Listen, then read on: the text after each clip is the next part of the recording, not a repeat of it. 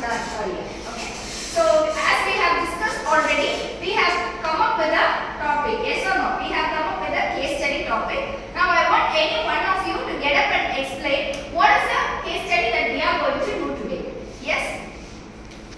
Hi ma'am and Bhavna. We are going to monitor the stress students using the math functions. Okay. So as she said, yes, we are going to have a monitor the student stress. Okay, we are going to develop a model that is going to analyze the amount of stress the students are facing. To monitor their stress, we are going to build a model. Now, based on the design thinking framework, we are supposed to give a solution for their problem. Now, I want one of you to give me what is the first step and how you can explain that to me. Hi, I'm Sarshna Fatima. I have to explain my empathize. Empathize means first we have to analyze the problem from the person and interact with the what is the problem from the person, like stress, like exam pressure, like some other health issues.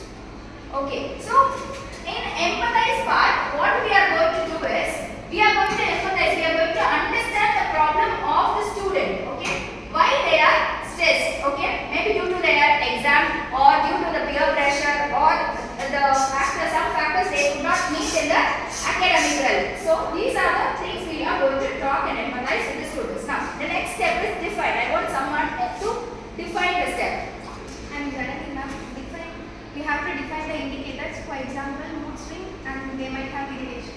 Okay, so we should have a measurable indicators. Okay, so when it comes for analyzing, okay, after we empathize, we should define the problem. We should have measurable indicators, right? So the measurable indicators, maybe they might face mood swing, or all the time they might be feeling sleepy or irritable at the small matters. Okay, these are the indicators. Okay, that is how we will define that the student is stressed. Okay, now the third step. What is the third step? Yes, what is the third step? Idea. Yes, anyone please explain. The idea for knowing what the problem is to create a questionnaire. Questions that related to stress or something that they can answer and know what they are. Yes. So how we can ideate? We are going talking with the student. We are having some indicators. Okay, with the indicators we define the problem. Now, based on the indicators, we are going to prepare a questionnaire in which all the questions like at what time you're sleeping, or how many hours you're spending in your mobile, and also so what is the exact factor that is affecting your presence of mind. We have so many questions in that. Okay, so that is how we are going to ideate the problem. Now next step is what? What is the first step in design thinking framework? Yes. And after experiment, right? And finding the people who get stressed and giving the scores and marks to the people who is getting sleep before the 8 hours, giving 5 marks. And after going for somewhere else and doing some other work pressures and giving the scores to a 1 and calculate and what is it and finding the total.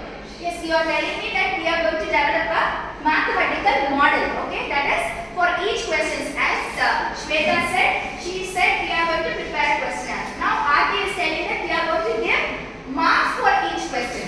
Okay, they will be answering the questions, and we have we have 3 or 4 models. Okay, for options in which we are going to give each mark for each.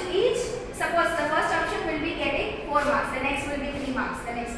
So based on that, we will be developing the model. We are going to transfer that in a spreadsheet or something like that, and we will give that to the model so that the model will be analyzing it. That is what she said. Okay. So that is the building of a prototype. And finally, the final step is what? Yes.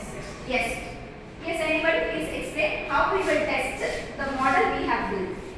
I am Rohit. I will explain about the testing. We are going to take this mathematical model to set of students and calculate using the data analysis calculator. Okay, we have some data analysis pattern. Okay, we are